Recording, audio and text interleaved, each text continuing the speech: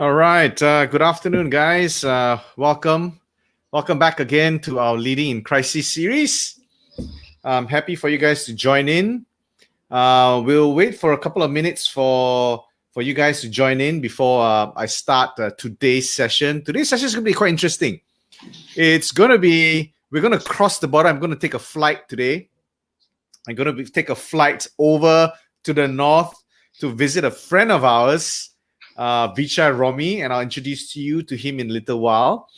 But today is going to be really focused with regards to sales, right? How do has sales changed during these last 2 months? And the way that we do sales, will it change in the next couple of months? And really talking to somebody who is very, very experienced with sales. He's been in sales for at least about 10 to 15 years already. And, this guy is crazy, right? He sold everything under the sun, right? Give him something. He's the guy that, when we always say selling ice to Eskimos, Rommie is the guy, right? Rommie can sell ice plus French fries, right? To in a happy meal to an Eskimo, right? So we'll give you guys about a minute or so to join in. And then we'll bring Rommie on board, and we can talk to him about how do we let sales speak the results. And that's really what we want, especially during this time. We want to achieve certain form of results as we are pivoting, as we are innovating. Some of you guys who have been through with us in terms of the the crisis innovation strategy have pivoted. Some of you guys have done a tremendous amount of transactions just within the last 10 days. And you guys have been amazing. We share some of those stories. We actually shared some of those stories last night. And every Friday, we do this series called Innovating in Crisis, where we share stories of entrepreneurs going through the pivoting and innovating model to take them to this next level, which they are actually transacting maybe not more than before, but you know what Jack Ma says, right? At this point of time, survival equals profit. And any profit that you make is actually much more than you possibly even can make in the past, right? All right, so let's begin very, very soon. We'll give you guys another minute to join in, and I'll bring Rommie on board, right? Thanks for those of you who already joined us. We'll be starting in a couple of minutes. I'm just watching the chat room now. Now, guys, during this next 1 hour, when we talk to Rommie, if you guys have any question, right, I'm sure Rommie doesn't mind us answering any questions with regards to sales. Just type it in the chat window, and we will make sure that those answers will be. I will ask those questions for you, and we will get through those answers very, very soon. Okay. All right. Another 30 seconds. We'll start in 30 seconds. All right. Okay, don't forget to continue to subscribe to us and follow this. We do this Leading in Crisis at least about twice a week, about once or twice a week. We have another series called Innovating in Crisis, which is once a week. So a lot of these sessions are there to help any one of us here as entrepreneurs to just innovate or pivot or look at new techniques. And this is really a time to learn. How can we move and change ourselves and take action to go towards this next movement, this next era that we need to go towards to? All right. Okay. So it's 3:05. I want to make sure that I respect your time, and let's get started. All right. So let me bring the famous guy on board here. All right. Hey. Okay. Hey, Rommie. All right. Hey. So we have with us my dear friend and a good friend, Vichai Rommie. And he's from Thailand. Obviously, as you can see, he looks very Thai. Right? Yep. Yeah. So, Rommie has been around. So just quickly speaking to him, I know for a fact that he's been around the sales arena for about 15 years. He has sold, correct me if I'm wrong, Rommie, from real estate to timeshare to clothing to underwear. I'm not sure underwear, but it seems like you've been just selling everything now, right? Yep. And sales is just your thing, correct? Yeah, I like, thank you first of all, thank you, Raymond, for that introduction. Love it.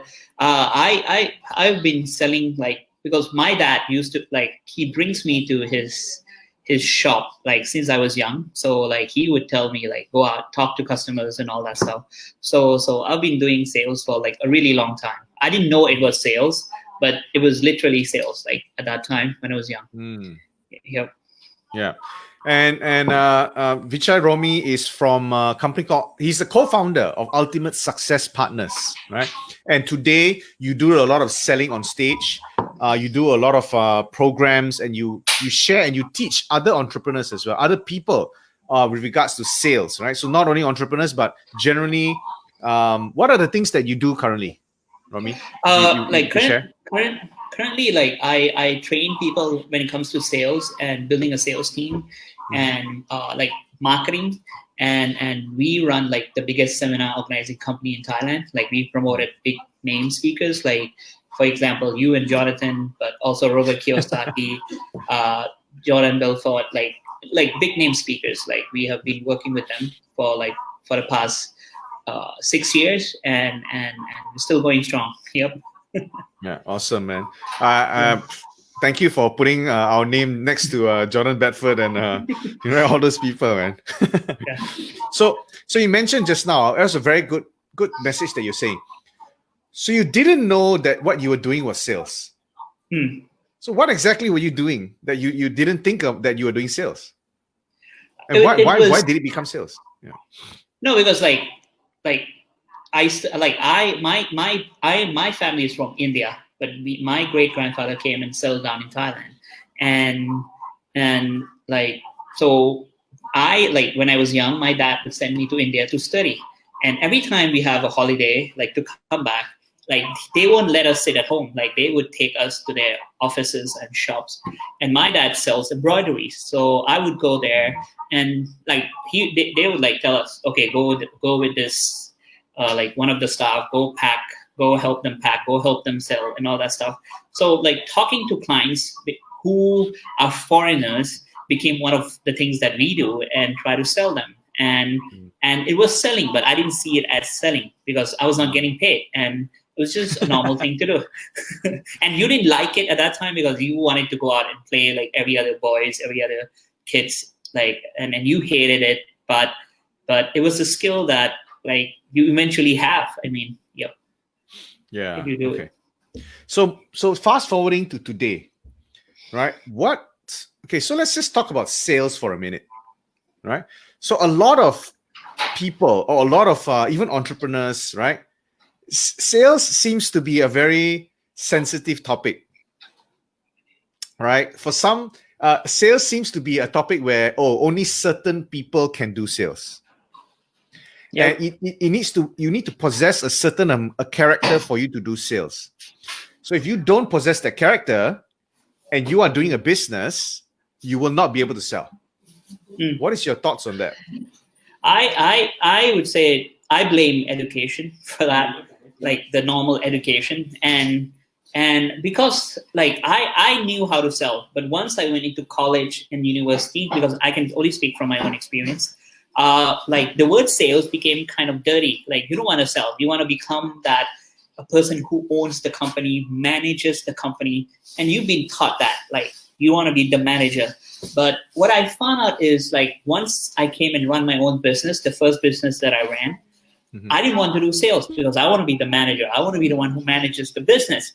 But the point is, if I don't sell, like, how is the income going to come in? How am I going to manage it? But, like, and school doesn't teach you how to sell effectively. And sales became kind of a dirty word. But in the end, it's all about sales. Like, sales equals income, and no sales, no income. And I have to learn that the hard way. Like, when my first business went down, like, I have to kind of reflect a lot and then realize that it's all about sales. Like, no sales, no, like, I mean, and this one thing I have learned really well. There was a guy who's a billionaire. He's an American billionaire in Thailand. He wrote a book called, like, A Global Entrepreneur. He says, to start a business and run it, like, you need the entrepreneurship skills. You need someone to go out and sell. Someone who is, like, he doesn't have to be highly educated, but he needs to be the one who goes out and, like hit the brick, goes, and he might be like that, like, and it's me. But once you reach a certain point, then you need all those MBAs people to come in and kind of like get the system, get the all that to scale it up. So at, like, if you're small and medium businesses, like, I mean, you need to sell to your team, sell to your, and my thing is this: everybody can sell. They just need to know like what their strength is in order to be able to sell. If they don't know what their strength is, they won't be able to sell. And there's a really good book by one of my mentor, Blair Singer. He wrote Sales Doc, and he says like there's different type of salespeople. You don't have to be like me. You don't have to be aggressive. You don't have to be attacking all the time. You can just be you and also sell. Yeah. Which is a very good point, right? So everybody can sell, but now you just have to discover your strength. What are you good at in order to sell that way? So, for example, so how do we discover that? So how would you take a person through a journey to become this ultimate salesperson? I would say like Blair has this, like there's two things. Like, I mean, like Blair has this thing called Sales Doc. He divides sales into 5 personality, like, or 6 personality. The first one is like a pit bull, where you aggressive, you always want to sell, and that's where people hate to become pit bull. And then there's the second one, which is the poodle. Like she or he networks all the time. Like they build sales through networking. They go out to events to like, and some people are really good at it. Like I have my business partner Shana. Like if you have met him, he's all about networking. You get him to be a pit bull, he can't do it because it ruins his image. But when you tell him to go out and build a relationship, create that network, he'll be like the best, and he makes so much money from it. Like you get what I mean? And then which is better? Like I don't think so. Like like both are the same. I mean, I have a pit bull trait in me, and I'm not saying I'm better. It's just who you are. And then there's the third one, which is the Chihuahua. Chihuahua means like, I mean, like they are info freaks. They're all about information. They know everything under the sun, but they're very hard. They're not good at communicating, but they can also be a salesperson because they can get certain very informative information and gives it to like the people who are good at talking to people. And then they have like the Basset Hound. They have the Basset Hound. They have the Basset Hound. They have the Basset Hound. Who Chihuahua doesn't mean noisy, right? No. Yeah, they have the Basset Hound, who are like people who are very, how would I say it, very, like, you know, like very sincere salesperson. Like they're very good at building rapport. They're very good. Like they don't dress like really good. They dress like you know, like normal salesperson. Like, and there's no threat at all. They can get into any person's heart, and you buy because you really likes him. And Basset Hound is good at that. And then there's like the golden retriever who gives first, gives, and then he gets the sales back. So there's many different types of personality. Yeah. Okay. I think I sound like a golden retriever. Yeah. Or you know, golden something. I don't know. I need to find out what dog I am. Yeah. Like they can actually goes on to like blairsinger like .com and do the sales thing.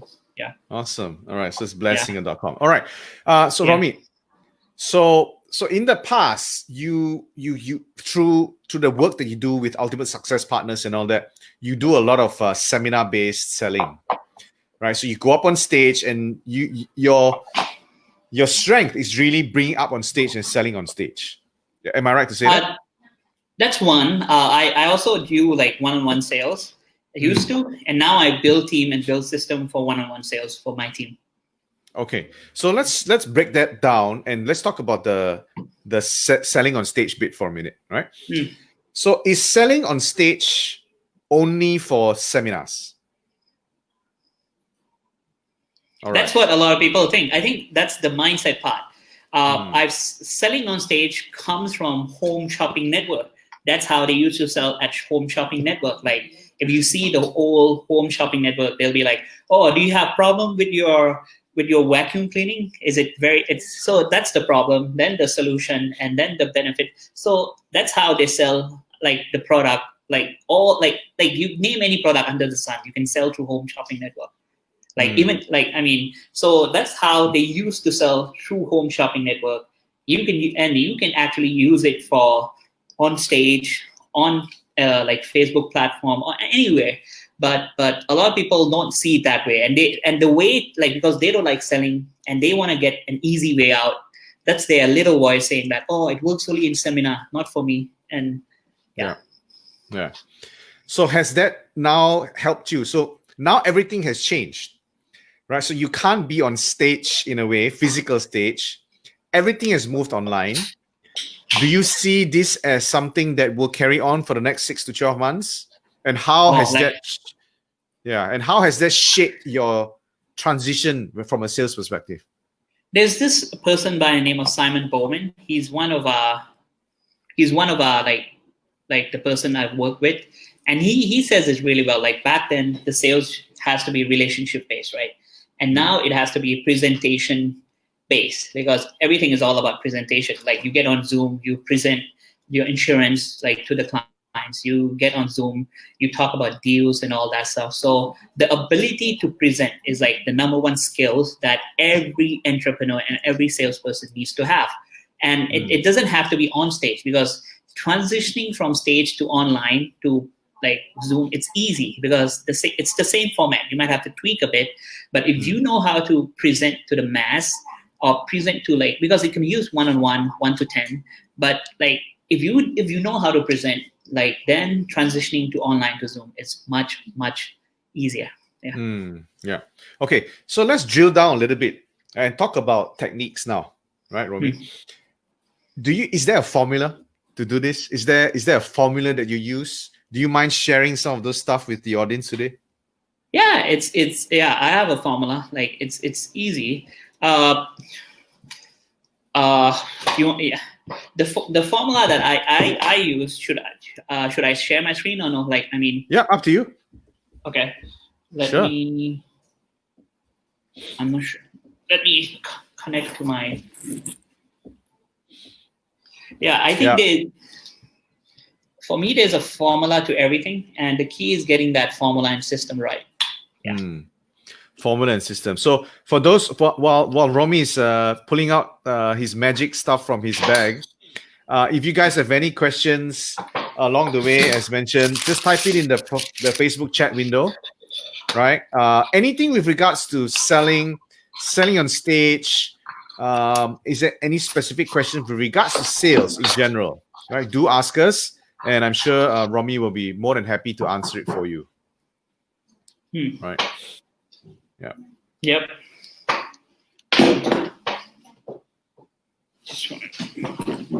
So while Rommie is setting up, right? A couple of people are commenting. Yes, Andy, you're a are you saying that you're a Chihuahua that barks nonstop, or?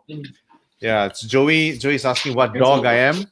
Yeah, so like what Rommie said earlier, you can actually go to Blair Singer, right? BlairSinger.com, and you can check that out, right? You can check the what dog are you with regards to sales, and pick up what is your favorite. No, well, not really your favorite, your strength, right? In terms of what dog you are, right?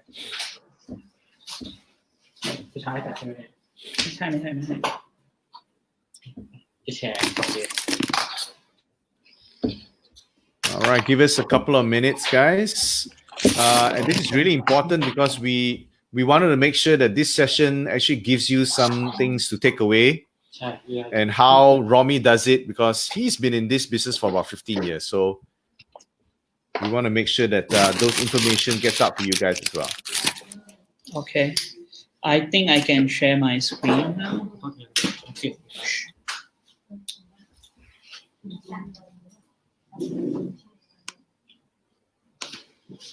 Okay.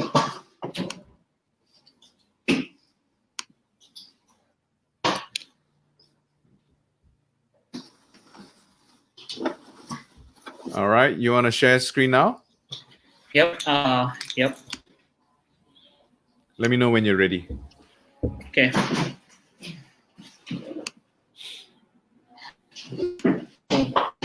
Okay. Can you see my screen? My iPad? Yep. Awesome.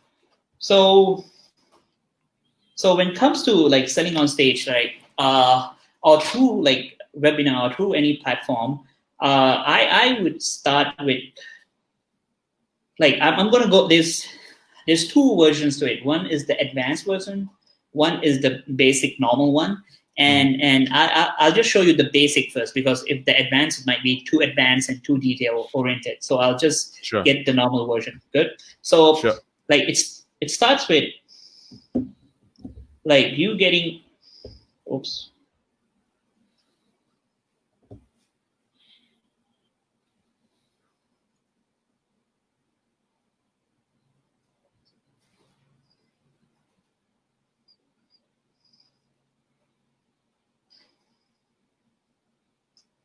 It starts with like, I mean, first like the introduction, and I'm not going to go into details. Like and then like you add value about what you're going to give. Suppose you're selling cream, add value in terms of like 3 things you can use to take care of your face or facial health or whatever. And then you transition into sales.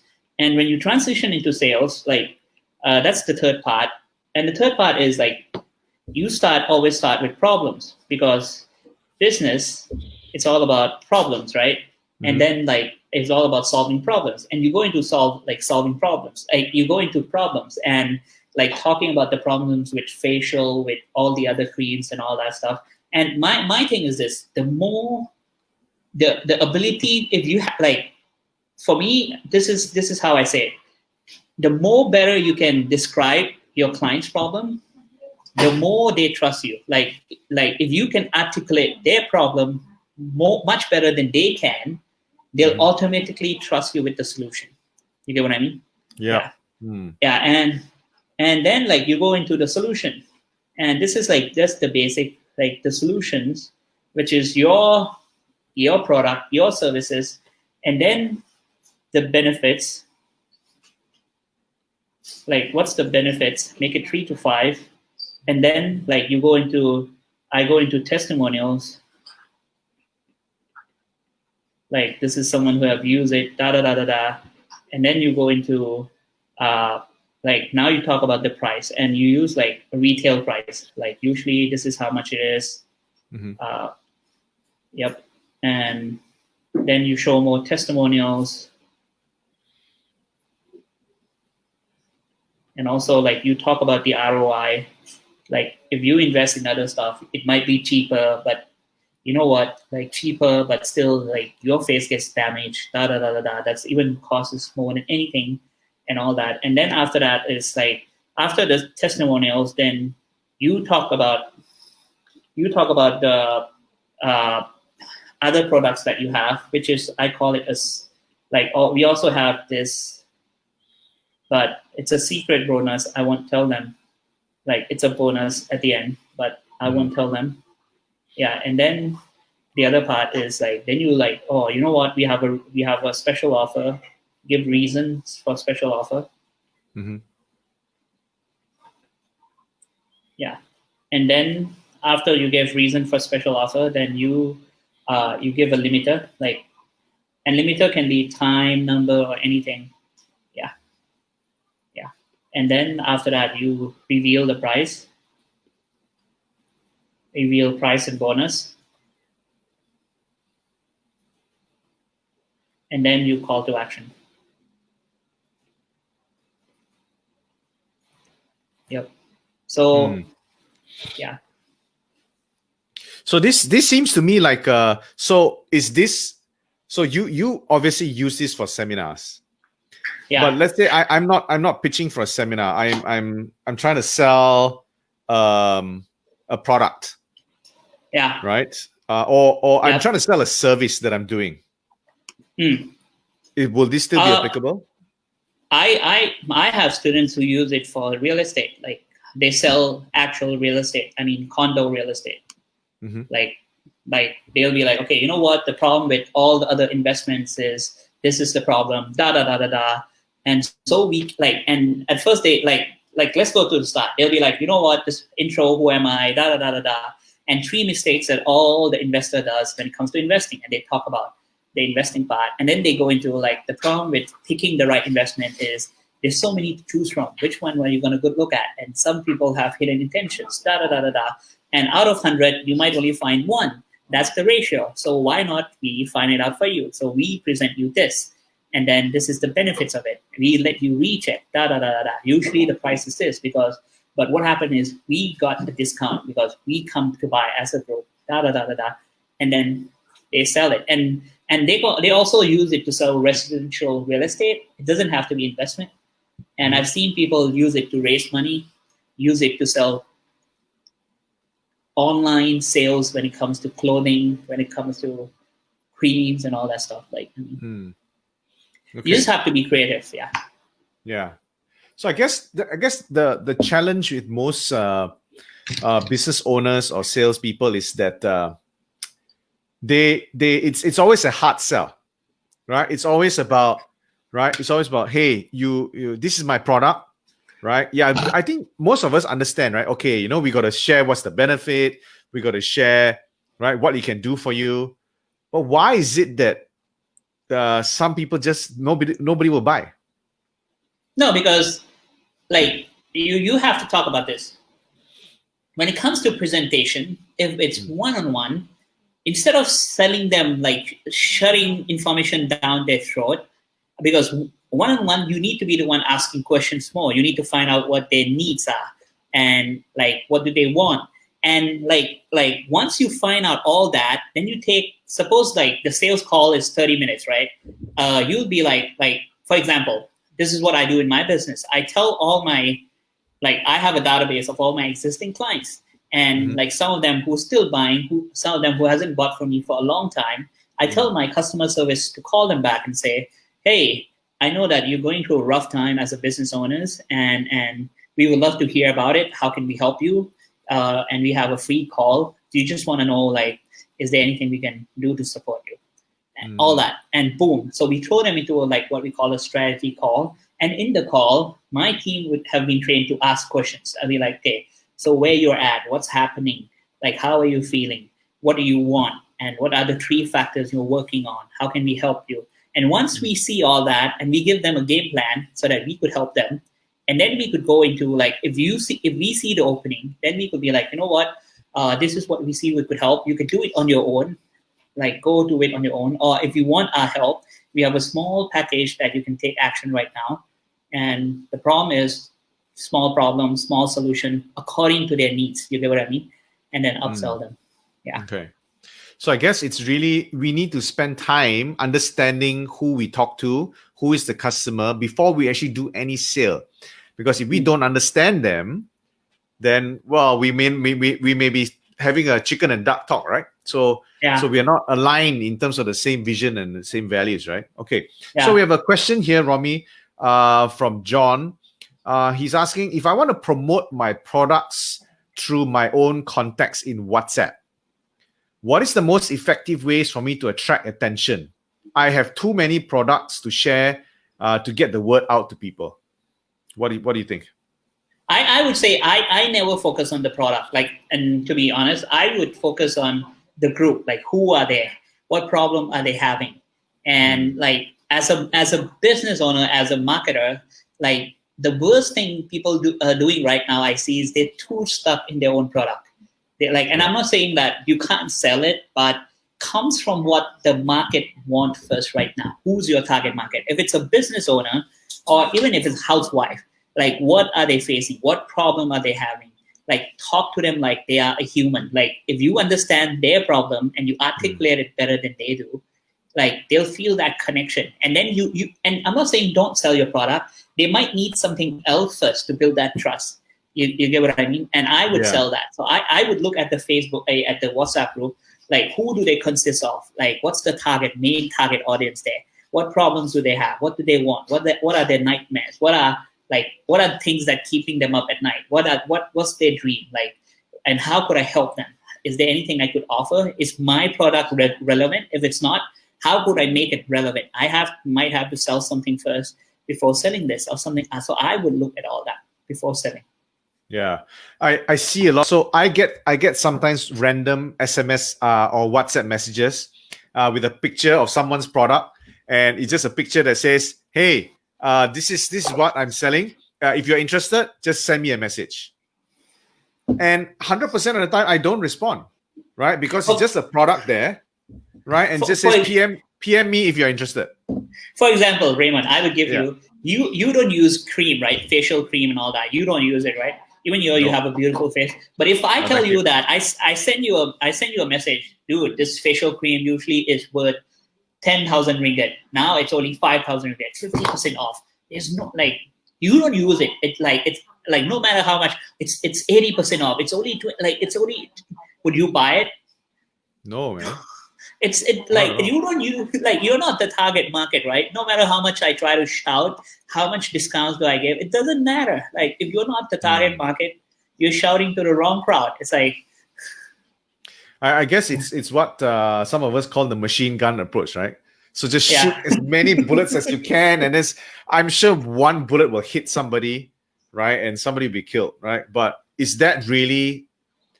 I think my question is always, does that amount of effort correlate to the amount of sales that you get, versus can we be more targeted to a certain group of people, like what you said, that we know that they need, that we understand them, then just focus our attention into that group? Is that right? Yeah, I one of the person I follow and I work, I am part of his big mastermind. And you have to be like at $1 million and above to join, like the big mastermind. He says it really well. Like he says, for sales to be easy, he talks to it like it's like a volleyball. You need to know how to dig meaning find the right customer, and then you need a person who sets. And setting is very important before you spike, because the thing, if you don't set it right, the spiking becomes really bad, right? You know what I mean? The spike needs to be very good. So people are very good at digging part. Like you have to start with the digging, like who's your target market? And once you get them into a Facebook group, into a WhatsApp group, how do you set? Like that's the most important part. If you don't set it well, the spiking becomes really hard and you lose the game. But if you set it well, you warm up really well, you understand their problem, you know what they want, you know what their dreams, like you build that trust, then the spike is like every time, because the setup is so good that you don't have to do anything. You just have to boop, and you get the sales. Yeah. So I guess the take home that I hope everybody takes home from this last 5 minutes is, stop doing machine gun selling, right? I mean, stop doing machine gun selling, right? The amount of effort that you put in may not actually result in a lot of sales. Really try to find out what possibly is the market. So I guess going back to your example earlier about selling me a face cream, right? Yeah. How would you sell me a face cream then, Rommie? I would ask first, like, okay, Raymond, are you, like, by staying at home, like, I mean, what are the problems are you facing with your skin health? Like, I would ask first. I would go into your world first. Like, okay, you're staying at home. Are you getting enough sunlight? What's happening? And I would talk to you, like, are you working too hard being in front of the computer? Are you accepting that blue lights, with actually you might not see it, but in the long run, it might destroy your skin, your facial skin. So I would go into, like, what are you doing right now? What's happening? And like, I would try to understand you first. Like, okay, and what are you afraid of? Like, you were telling me you've been working really hard in front of the computer, right? So you might have that thought in your head that, man, is this destroying my eyes? Is this destroying my facial skin? So I would go into your world. What's happening? Are you taking care of do you use any cream? Like, you get what I mean? So I would go into that thing first. And how do I build trust? I would give out, like, 5 things you need to do when you work too much in front of computer. Like, what do you need to do? Like, 5 things to still take care of your eyes, of your facial. So, like, build that trust slowly. And once, like, you see the right fit, like, then you, like, okay, like, this thing might help. Yeah. But that sounds like it takes a lot of time. Is it worth it? The thing is, like, if you build it really well, it's like you can either go out and to the sea and try to fish as much as you can, and you might catch, like, some Tom, Dick, and Harry, anyone, or you build your own pond and you raise your own fish. Like, it might take a bit of hard work in the beginning, but once the pond is really good. Like you have as much fish as you can. Now you can just go in. Doesn't have to go to the sea because like when you go to the sea, you need to find new space all the time. Might not work, might not. But now you have your own pond. You can feed on it like for the rest of your life. Like which one you want. Like work hard in the beginning and be like what you said. Be like and then like you get to feed yourself out of that pond for the rest of your life, or you still have to go out and hunt every single day, and you don't know whether you find one or not. Which one do you want? Yeah. Okay. So talking about the word hunt. So there's a question here. The question is from the perspective of a salesperson and a business owner, is the sales strategy the same, whether you're a business owner or a salesperson? Depends. Like as a business owner, you want like you were the one who said that. As a business owner, you want to see the big picture. You want to understand sales, but also you want to understand a big picture. Like what does like a salesperson goes through at this point of time.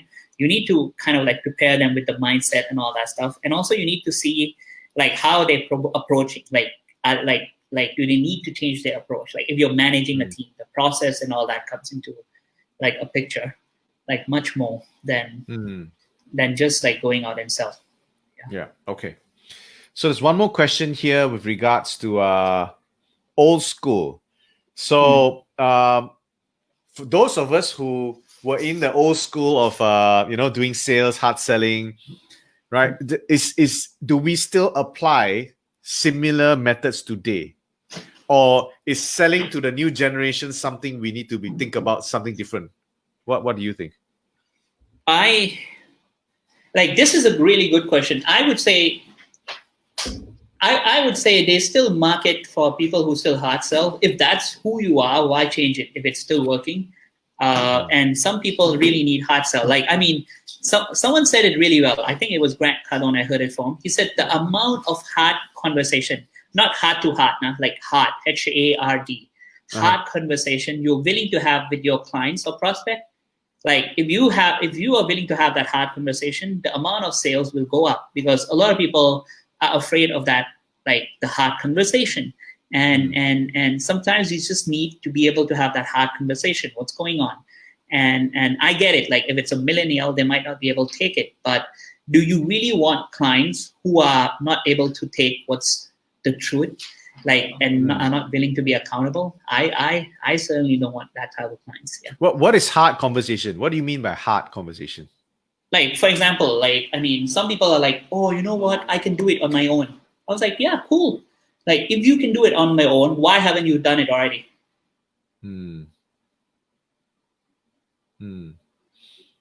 Yeah. It's kind of like putting up a mirror and showing them reality in the face, right? Yeah. Right. I think a lot of us are, especially Asians, we are generally very nice people. We don't want to piss people off, right? How do you move then from I don't want to piss people off, I'm such a nice guy, to really bringing reality to people? How did you go through specific techniques to help you transition to that, or? I think it was the environment more. Like Buddhism said it really well because like I was listening to a guy who said something about Buddhism. He says the first thing in Buddhism is what Buddha said was like environment is more important than anything. Like who you hang out with determines who you are. So if you hang out with people who let you go off easily, like you're like, oh, you know what, you don't need to work, it's still fine. You'll be like that, right? But if you hang out with people like Raymond, people like Robert Kiyosaki, they don't like people like David Goggins, right? They won't let you off the hook easy. They'll be like, okay, why aren't you doing what you're doing? Why aren't you doing what you say you're gonna do? Like, oh, you know what? Today I'm tired. Really? Like, so when you're tired, you stop. Is that what you're like? So like you like if you hang out with people like that, then they'll call you up, right? So your environment is more important than anything. It'll determine who you are. So my thing is start hanging out with people, and if you don't have, like, start reading books about people. Like people think I have to know that person. You don't have to. You can just be listening to their audiobooks, reading about them, and like by just doing that most of the time, you'll be stepping up for sure. Like that's That's my thing, because like there's this book by Nassim Taleb. It's called Anti-Fragile, and Okay. Kiyosaki talks about it. He was like, there's three types of people in this world. There's the fragile, who melts under pressure, like they're fragile, and there's the robust. Robust means like some people are strong, but they're very hard-headed. Like they don't listen. I want to do this, and they don't learn. They don't change, right? And you see a lot of people who are like that. And then there's the anti-fragile. Like they're robust, but they are willing to learn. They're willing to change. And those are the people who are most adaptable. Like, and that's what he talks about. And I think it's a really good, like right now, are you willing to have that hard conversation? Like, are you willing to accept? It's painful, but it helps you grow. Like, I mean, that's my point of view. So you mentioned right now. So right now, everyone's going through obviously a change or a innovating or a crisis situation. I think majority of people have gone down to only transacting 20 to 30% of their sales. Some, unfortunately, even 0%. Is there anything they can do from a sales perspective now to push those numbers up? I would say go back to your old clients, like all the clients, like the retain, like there needs to be frequency of interaction as much as you can.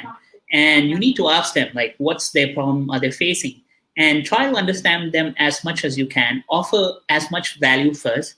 And once you build that trust, you can then offer maybe a small products or services, like just to have that cash flow. It's more important than ever.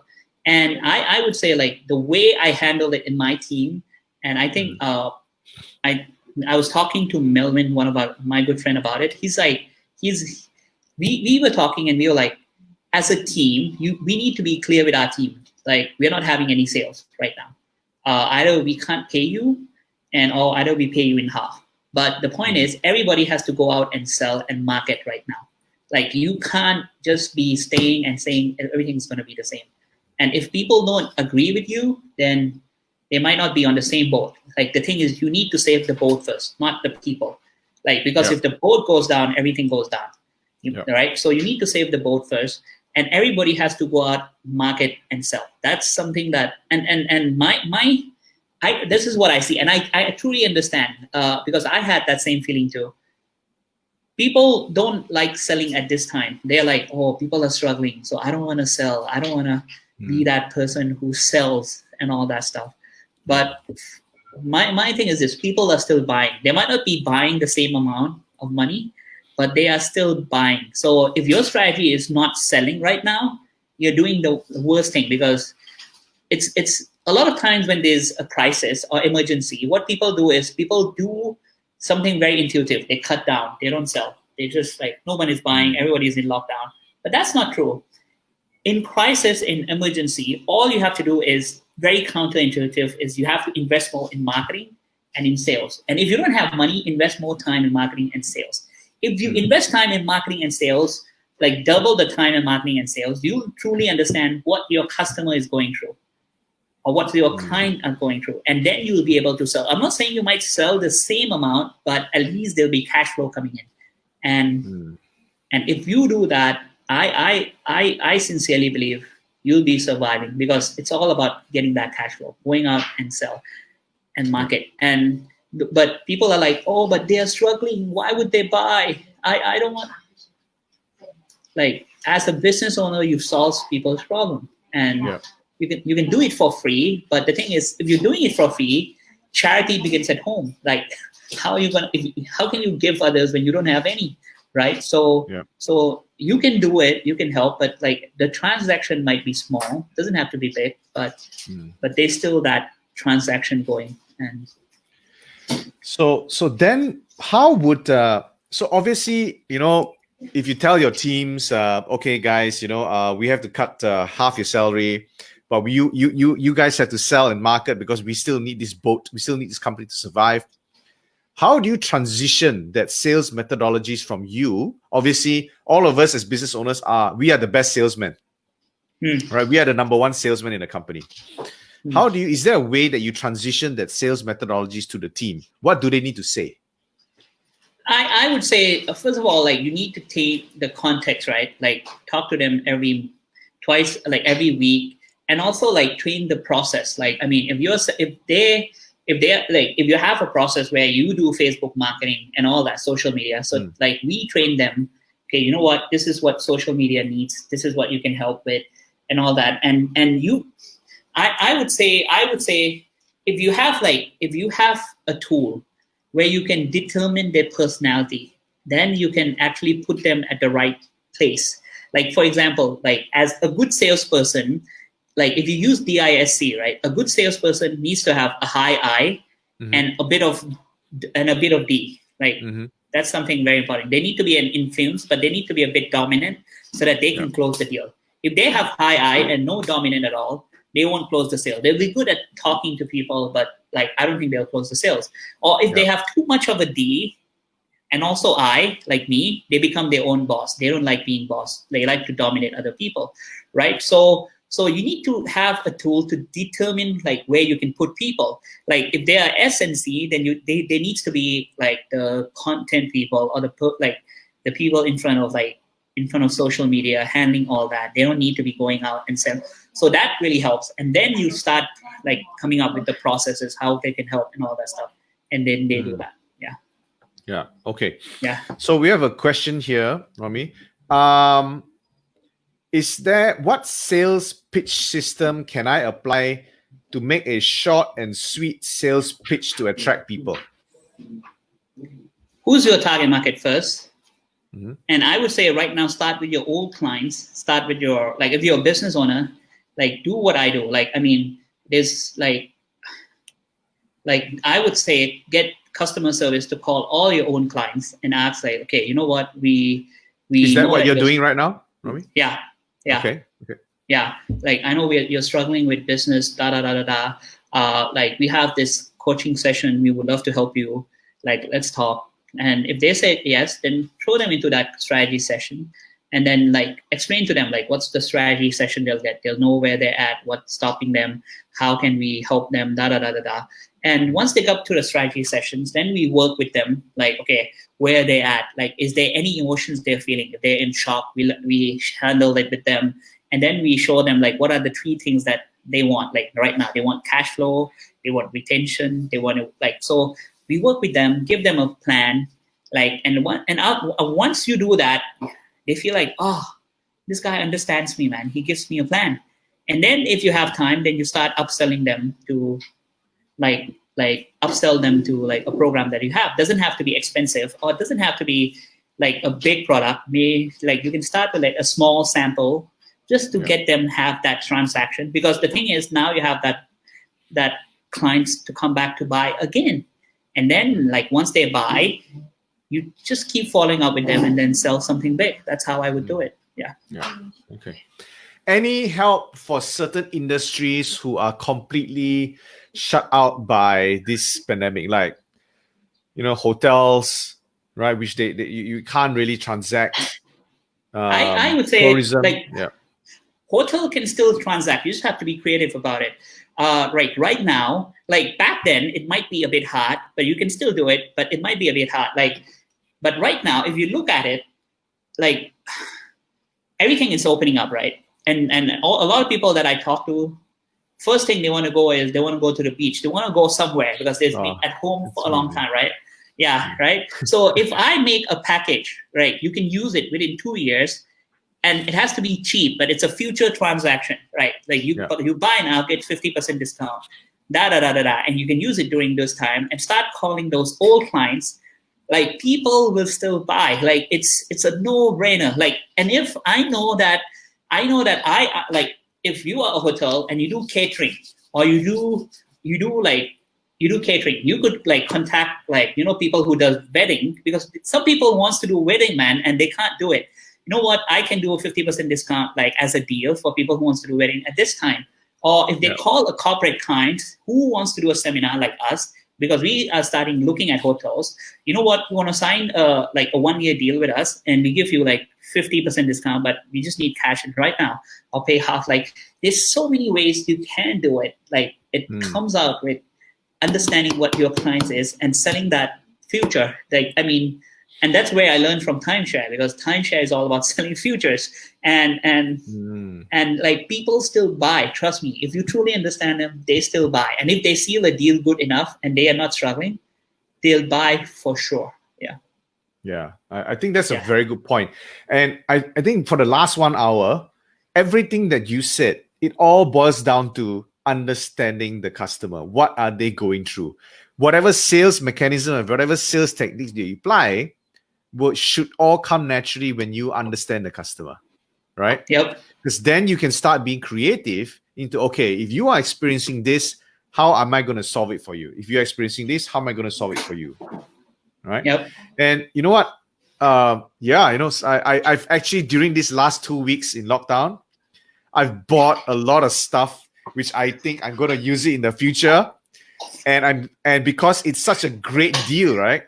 And it's this notion that people are telling me, look, Raymond, this thing is not going to last forever, right? This pandemic is going to go over one day, but this deal is not going to last forever as well, right? So if you're going to have to travel or something, why don't you, and I'll make it worthwhile for you, right? I'll make sure that it's valid for 2 years. Exactly what you said, man, Rommie. I'll make sure that it's valid for 2 years so you can use it anytime the next 2 years. I was going like, that's true, right? This thing should not last forever. I'm going to go to the beach one day. Might as well I take advantage of it. And, I don't think this is going to get any better in the deal. Yep. And I buy it. And I absolutely buy it because I need it. And I think I need it. Right? Yep. So it's about understanding the customer. Absolutely, man. Yeah, people. Like, I would say this: people are still buying, man. Like people, like I've been shopping like crazy because people are at home, right?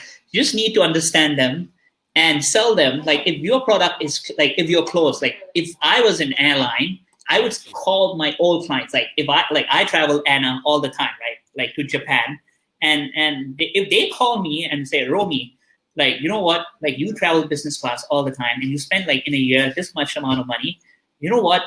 Right now, we have an offer for you. Like you can just buy this deal and you can come business class like for a whole year. All you need to pay is $3,000, $4,000, $5,000. I'll be like, you know what? That's a good deal because I'm gonna travel anyway. And if they say it's 2 years, I'm like, are you freaking kidding me? I'm gonna do it. Like I like $5,000. Are you kidding me? I'll pay right then. Like I will take out my credit card, find the money wherever I have it and pay because I know in 6 months I'm going to be sitting in that business class again and I'm going to pay just for one business class $3,000 and they just covered me 6 trips and all that stuff. So like if I were an airline, I would start calling. If I were a hotel, I would start like communicating and getting truly understanding clients. Yeah. Awesome, man. So we have a couple of minutes left. If any one of you guys have any questions, please type it in the Facebook chat now because we only have about 5 minutes left. So if you have anything to ask with regards to sales to Rommie, please do it now, right? Or else we won't have this chance anymore because it's so hard to catch Rommie, right? He's so busy, right? He's training and he's running his teams and all that. Okay, so while we're waiting for more questions, I have a question for you.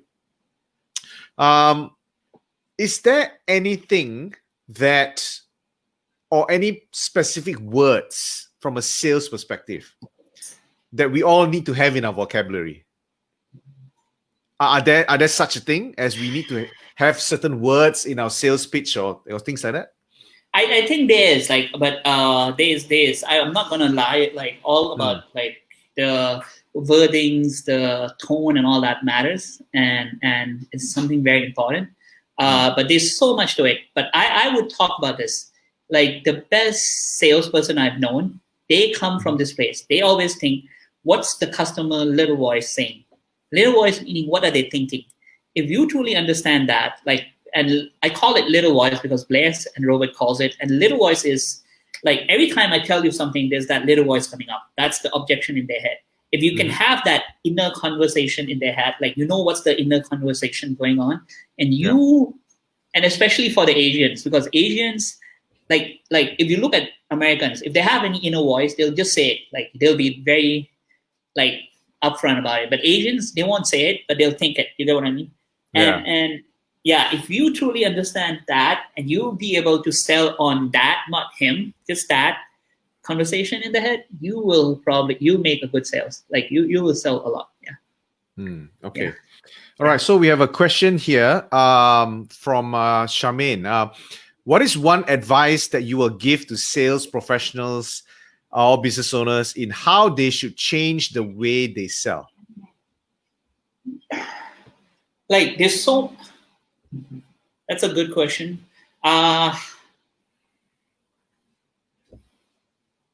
I would say they need to be able to use Zoom effectively right now. Like as a business owners, like the tools that they have, like to be able to present through Zoom, to be able to like, because you like, even though the lockdown is going to be over, it's going to take a while until you can go and build that intimacy with your clients again. And intimacy is everything. But right now you can't have that intimacy because of physical distancing. I would say the ability to present through Zoom, through a platform, through Facebook, that's something that all salespeople should need to know. Like if I'm selling insurance, I won't be able to go to your house and talk to you like before. So we are meeting online. So the ability to be able to meet online like this and still convince them, that's something that I think every salesperson should be able to do. I can totally resonate with that, Rommie. In the past, so I'm one of my companies is doing digital space, right? And in the past, nobody would want to do a video call with me, right? But I think one of the things that has been very apparent is that everyone is okay with doing video calls. Yeah. Everyone that didn't want to use anything digital in the past is now okay with it. And every time now, when I call somebody or I send a WhatsApp and says, hey, can we meet tomorrow? And suddenly I get a response back and says, okay, sure. Are you calling me or are we doing a Zoom call?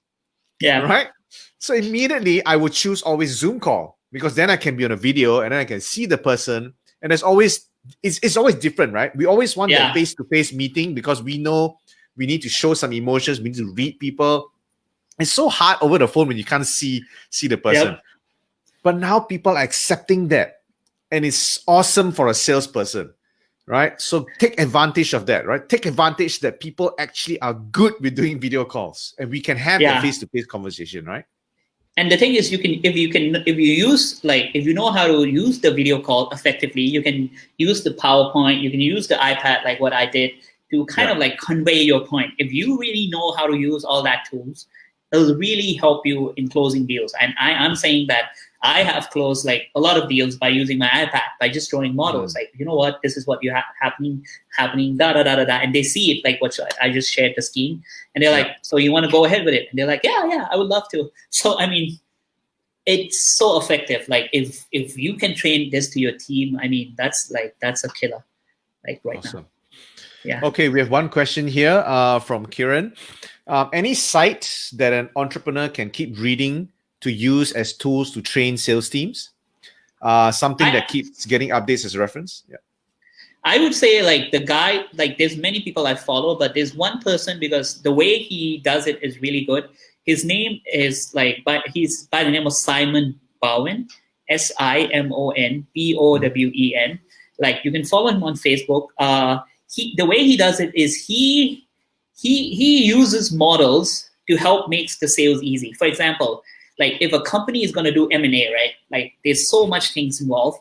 He comes in and people pay him big money just to kind of like listen to what you have, listen to this guy has, creates a model, makes it easy to understand, and then come talk, and then the deal gets closed. So that's how like he facilitates by using models. So what he does is he makes hard concept easier by using model, by drawing graphs, and it's so fun. So I think that's one skill that everybody needs to have right now if you're presenting through Zoom, because you can just connect to the iPad, draw certain models, and that's how I've been doing. And by just and people are like, wow, that's so easy, man. I don't have to, like, wow, I get it. And once they get it, they're like, okay, why not, right? I mean, yeah. All right. Okay, so we'll move on to our final question of the day, Rommie, before I let you go. This question is from Peter. How do I get my technical, so these are technical people, right? How do I get my technical teams to reach out to customers proactively? I would say always have a reason to call them. Taki says it really well, right? He would like back then, right, when they use direct mail, right? They would be like sending direct mail to the clients, and they would be like, okay, calling the clients 5 days after, right, and be like, hey, have you received the mail? And 90% of them will be like, you know what, I haven't received it. But like the thing is, it's a start of conversation, right? Like, you get what I mean? So like after doing that for like 5 years, right, he's been sending out all the mails, but people, like most of the people say, I haven't looked at it, I haven't received it, right? Even though he sends it. So after a while, he's like, why am I sending it, man? Like, people are not even receiving it. So every time he calls them back, he's like, you know what? Have you received the mail? They said, no. Then he didn't even send out the mail anymore. Like, you get what I mean? But he still gets the client. So I'm not saying do that, but but there's always a reason to call them. Like, if you like, oh, you know what? We have this thing that we could really help you with. Have you received it? No. Oh, okay. So I think we can get you connected with it right now. But before that, like, what problems are you having? Like, you get what I mean? Have a reason to call them. Yeah. So it doesn't matter if it's a technical person or a salesperson or whatever, but if you have a reason, and I resonate with that. So one of the things that I've done in these last 2 months is every single day I send out a message to 10 people. It could be customers, it could be old friends and things, and I just send a message that says, hey, I wanted to just send you a quick message. I wanted you to I wanted you to know that I'm also going through what you are going through at the moment. I'm just hoping that you are staying safe and you are healthy, right? And I hope that you are doing well with your family. And that was a very quick reason for the message. And I just sent it out, 10 people every single day. And I realized that out of the 10 people, at least about 7 to 8 responds back to me. Yep. And after the initial response, the next question, about 4 or 5 of them will ask me, hey, Raymond, by the way, what are you doing at this moment in time? So it's, during this moment, this is what I'm doing and all that. I'm helping entrepreneurs to grow their business and all that. Then the reply says, that sounds interesting. Can you tell me a bit more? Then I continue, right? And then at least about 1 or 2 turns into a sale. Yep. And just like what you said, having a reason to contact somebody and then continuing on to basically share, right? And it's really about what you said, understanding the customer, what are they going through at this point in time, what is the value that you can bring to them, and then so on and so forth, and then going through your model, right? Yeah, and it could be like what you said. Like, I mean, I could just send out a mass email to all my clients and like, oh, you know what? How's happening? And you could be like calling, hey, I sent out an email. Have you by chance take a look at it? And most of them would be like, no, because they don't read the emails. Oh, but by the way, how are you doing? Like, you get what I mean? It could be any. Yeah. All right, buddy. We've run out of time. So just before I let you go, any last tips that you can share for the audience today? I would say this, like, I have been through crisis, not the world trade, like not the 2001 crisis, not all that, but my company has been through crisis before. Like in the year 2015, I remember we did like a big Jordan Belfort event, and one speaker came in, and we were naive because that was like the second year we were doing business. They came in, they sold like a lot of money, like $200,000 or something like that, and we let them keep the money. We were like, you know what? You keep the money, you pay us back, like the deal that we have. And at the end, they didn't pay us. I'm not going to name the speaker, but and we were like, wow. So we have all this cost coming in, and then we decided, okay, let's do a big event, and we did that big event to kind of cover up for this cost. But that event didn't work. We were in the loss, so we were in a deeper loss, and it went on like this for 3 events. So we had to close down the company, like literally at that point. But then we realized that, okay, you know what? Forget other people. Let's go out and sell. That's all we did. So we created a program. I didn't teach before that, but then I came out. I was like, I'm going to teach people sales. So we just created a program, went out, and all our team went out and sold. Like all we did was sell, and we sold our way out of the crisis. So my point is this: every time there's a crisis, go out and sell. Go out and help. And the way I'm telling sell mean don't go out and push people to buy, but go out and try to understand them, add value, and then you'll the sales will come. But all you need to go is it's very, and like it's very counterintuitive. Like when you are down, people retract, people like go back, but you have to do the opposite. You have to go out and sell more. Like if you're doing selling, like you're talking to 10 people in normal times, now you have to talk to 20 people. You have to double that up, like double your time in marketing. That's my point. Like in time of crisis, double down on sales and marketing, and you'll see magic happens. Yeah. Awesome, man. Thank you so much, my good friend Rommie, for spending an hour with us and sharing some of your tips. If you guys wanna contact Rommie, just let us know, right? I'm sure he's more than happy to share more tips through with this community and so on. Rommie has been a great friend, and at times like this, right, we will see that people get closer to each other. We're able to, I don't have to fly to Thailand. Rommie, you don't have to fly to KL, and we still can have this conversation. So it's really, really awesome, right? So thank you once again for coming on. Thank you, Raymond. Yep, right? Thank you for having me. Love it. Love like doing this. We should do it more. And I don't have to translate. I feel so good, man. Yeah, that's just so. The last time I did this with Rommie, he had to translate whatever that I was saying, and it was just so funny. Like I was just secretly laughing in the background while just listening to Rommie translate to Thai. But we had a lot of fun. So thanks again, buddy. Right, we'll invite you. When all this MCO is over, we will invite you to KL. Right, we'll do a proper one. Right, for any one of those, the only one of you guys here who really wants to understand about sales, we'll bring you down. Right, so thanks so much. Awesome. Right, thank you guys for joining us. Right, join us for the next session and for Leading in Crisis, and we'll talk to you guys soon. Right, thank you.